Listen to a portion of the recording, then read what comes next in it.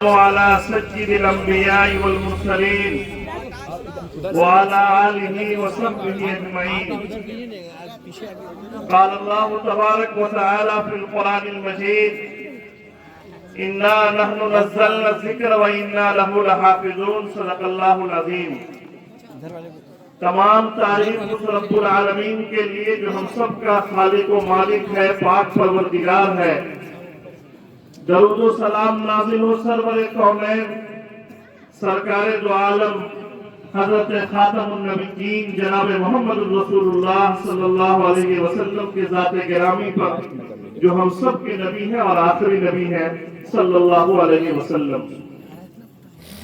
میں اس حیثیت سے کہ اس گاؤں کا باسی ہوں، اپنے مخدوم ہم سب کے محسن و کرم فرما مفکر ملت حضرت مولانا انیس الرحمن صاحب قاسمی، قومی نائب صدر آل انڈیا مسلم پرسنل لا بورڈ و سابق ناظم امارت شریعہ بہار محمد اقبال صاحب دامت برکاتہم العالیہ، استاد حدیث جامع علوم مظفر پور اور نوجوان خطیب صالح فکر، اللہ تعالیٰ نے جن کو بہت ساری خوبیوں سے نوازا ہے. آج انڈیا میں یہ کونسل بہار کے جنرل سیکریٹری مولانا مفتی نافع عارفی صاحب اور اس جلسے کی نظامت فرما رہے حضرت مولانا مفتی شوکت صاحب قاسمی.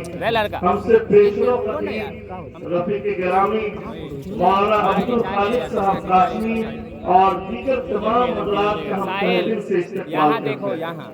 اس موقع پر ہم دعا کرتے ہیں کہ اللہ تبارک و تعالی جامعہ مدینہ العلوم کے بانی خوب برکت عطا فرمائے، جنہوں نے اپنے خون جگر سے، رات و دن کی محنت سے اور شب و روز کی انتھک کوششوں سے نہ صرف یہ کہ ایک چراغ اور شمع روشن کیا ہے، بلکہ آج اس کی روشنی کو ہم سب دیکھ رہے ہیں. آج قرآن پاک کی اس نورانی محفل اور مجلس میں، جس کے ہم سب شاہد اور گواہ ہیں، آج کی یہ مجلس اس بات کی بین ثبوت ہے کہ انسان جب اخلاص کے ساتھ کام کرتا ہے اور انسان جب اللہ کی دین کی آبیاری کے لیے، جناب محمد رسول اللہ صلی اللہ علیہ وسلم کی شریعت کے تحفظ کے لیے آگے بڑھتا ہے، تو پھر اللہ تعالیٰ کی طرف سے نصرت و مدد بھی اسے حاصل ہوتی ہے. ہم دعا کرتے ہیں، دستار ماضی ہے یقیناً نہ صرف یہ کہ اس جامعہ کے لیے، اس گاؤں کے لیے، اس علاقے کے لیے، بلکہ اس ملک کے لیے ترقی کا ذریعہ بنے گا اور علمی ترقی کا ذریعہ ثابت ہوگا. لوگوں، اس موقع پر جو مجھے اظہار خیال تاثرات کے لیے کہا گیا ہے، میں آپ کو یہ بتلاؤں کہ یہ نسبت ان کو حاصل ہوئی ہے جسے آج میں کہا گیا ہے کہ یہ حافظ قرآن کریم ہے. یاد رکھیے اور خوب یاد رکھیے، یہ نسبت اللہ تعالیٰ کی ہے، اور اللہ تعالیٰ کی طرف نسبت کرتے ہوئے انسان جب اپنے سینوں میں اور دلوں میں قرآن پاک کو محفوظ کر لیتا ہے تو یہ خطاب اسے حاصل ہوتا ہے کہ یہ حافظ ہے. اللہ تعالیٰ نے قرآن پاک میں کہا ہے فَاللَّهُ خَيْرٌ حَافِظًا وَهُوَ أَرْحَمُ الرَّاحِمِينَ.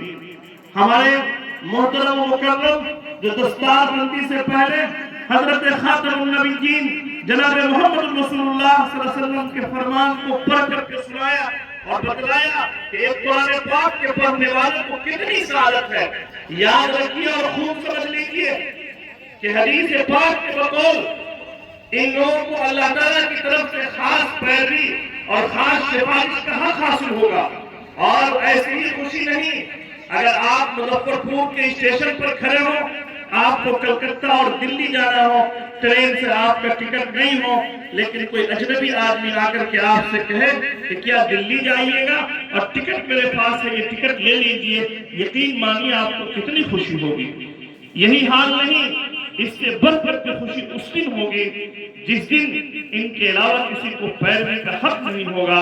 اور خدا نہ کرے کہ آپ کسی دوسری لائن میں کھڑے ہوئے ہوں، یہ حافظ قرآن پاک کے پاس 10 ایسے کنفرم ٹکٹ ہوں گے جو کسی بھی شخص کو اگر دے دیا جائے تو اسے جنت میں جانے کا پروانہ حاصل ہو چکا ہوگا.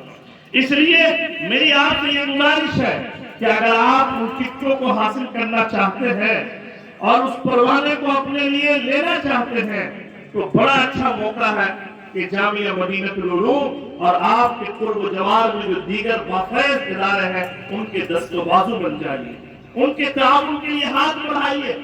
بہت معاف کیجیے گا، ہمارے علاقے کی صورتحال، ہمارے گاؤں اور اطراف کی صورتحال اس سے افضل ہے۔ لوگ چوراہوں پر چوک پر بیٹھ کر کے نوالوں کس طرح کی باتیں کرتے ہیں، لیکن اس بات کی کوئی فکر بہت کم لوگ کرتے ہیں کہ ہمارے گاؤں میں بنیادی دینی تعلیم کا نظام کیسے ہو، اور اگر ہے تو وہ کس طرح ترقی کرے۔ ہم سب کو اس بات کی کوشش کرنی چاہیے۔ اللہ تعالیٰ ہمیں بھی اور آپ کو بھی توفیق عطا فرمائے۔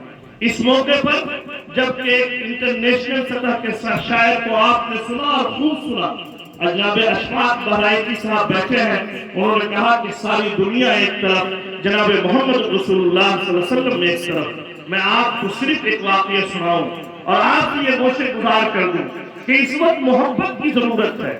نفرت کے خاتمے کے لیے پیار و محبت کے دیپ کو جلائیے۔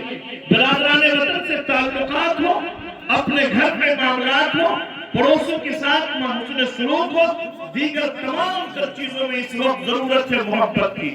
یہی وجہ ہے کہ اللہ تعالیٰ نے آپ کے اندر جو زبان دی ہے اس میں کسی سخت قسم کی ہڈی کو نہیں رکھا۔ آپ انگلی کو دیکھ لیجئے گا، ہاتھ اور پاؤں کے کسی حصے کو چھو کر کے دیکھیے، ہر جگہ سخت اور کڑک ہڈی موجود ہے، لیکن اس زبان کے اندر کوئی ہڈی نہیں ہے۔ وہ اس طرف اشارہ ہے کہ آپ اپنی بول کو مٹھاس پیدا کیجئے اور محبت کے ساتھ آگے بڑھیے۔ سنیے سرور کونین جناب محمد رسول اللہ صلی اللہ علیہ وسلم کو اللہ کے رسول صلی اللہ علیہ وسلم حرم میں موجود ہے۔ مکے میں ایک ایسی عورت ہے جو بیوہ ہے، اس کا ایک چھوٹا سا بچہ ہے، ابھی بہت عمر کو نہیں پہنچتا ہے۔ اپنی ماں کی اس کیفیت کو دیکھتا ہے کہ ماں کے بدن پر جو کپڑا ہے وہ پھٹ چکا ہے، پھٹ رہا ہے۔ وہ اس تلاش میں ہے کہ میں اپنی ماں کے کہاں سے کپڑا لا کر کے دوں۔ اس کے چچا بڑے مالدار ہیں، وہ چچا کے پاس اس امید سے جاتا ہے کہ چچا سے گزارش کریں گے، درخواست کریں گے، اپیل کریں گے کہ میری ماں کے لیے کپڑا دے دیجیے۔ لیکن وہ چچا کے پاس جب جاتا ہے تو اسے چچا دھتکار دیتا ہے، دینے کے بجائے اسے ڈانٹتا ہے۔ وہ بیچارہ بچہ روتا ہوا بلکتا ہوا واپس آتا ہے۔ راستے میں اسے ایک شخص ملتے ہیں، کہتے ہیں کیوں رو رہے ہو پیارے، لاڈلے تجھے کیا ہوا ہے؟ وہ اپنی کیفیت سناتا ہے۔ اس شخص نے کہا کہ اگر تجھے چاہیے تو چلے جاؤ حرم مکہ میں، ایک شخص محمد نام کے بیٹھے ہیں، ان سے اگر کہو گے تو وہ تمہیں تمہاری ماں کے لیے کپڑے کا انتظام کر دیں گے۔ وہ اپنی ماں سے پوچھتا ہے کہ ماں جاؤں کہ نہیں جاؤں؟ ماں کہتی ہے کہ پیارے جا تو سکتے ہو، لیکن جس شخص کا نام تم لیے ہو اس کے پاس ایک ایسا جادو ہے، جو اس کی مجلس میں جاتا ہے اس کا جادو چل جاتا ہے، وہ اس کا ہو کر کے رہ جاتا ہے، وہ تمام بتوں کو چھوڑ کر کے دین محمدی اور دین اسلام اختیار کر لیتا ہے۔ جاؤ تو ضرور، لیکن اس کے دین کو ساتھ میں نہ لانا۔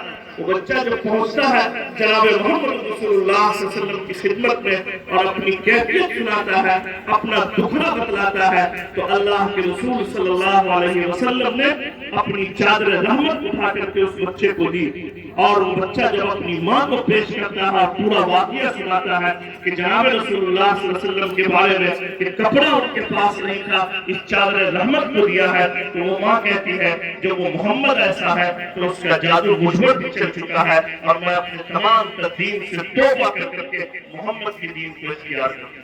اس وقت ضرورت اس بات کی ہے کہ آپ محبت کے ساتھ، آپ پیار کے ساتھ، آپ چھوٹے چھوٹے تعاون کے ساتھ دین اسلام کی آبیاری کے لیے، علم کی شمع روشن کے لیے، ارتداد کو روکنے کے لیے، بچیوں کو ایمان پر باقی رہنے کے لیے یہ مدارس جو کام کر رہے ہیں، ہمارے حافظ مکرم مولانا عبدالخالق صاحب قاسمی نے تفصیل سے روشنی ڈالی، تحفظ ختم نبوت، قادیانیت کے تعلق سے ارتداد کی طرف۔ میں یہ کہتا ہوں اس وقت کہ آپ محلوں کی فکر نہ کیجئے، آپ علاقے کے بارے میں نہ غور کیجئے، صوبے کے بارے بارے میں نہ کیجیے.